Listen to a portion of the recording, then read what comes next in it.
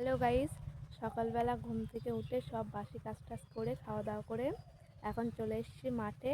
আর আমাদের মাঠে মানে কি কি চাষ করা হয়েছে মানে শীতকালে সেইগুলো তোমাদেরকে দেখাবো। তো দেখতে থাকো বন্ধুরা। এই দেখো, এইগুলো পেঁয়াজের চারা, পেঁয়াজ লাগানো হয়েছে।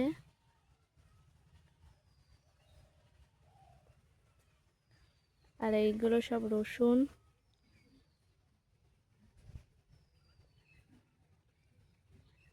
এই যে আলু, যে পেঁপে গাছ লাগানো হয়েছে। দেখো বন্ধুরা, পেয়ারা গাছও লাগানো হয়েছে। আর যে শীতকালের ওলকপি, দেখো পুরো লাইনটায় ওলকপি বসানো।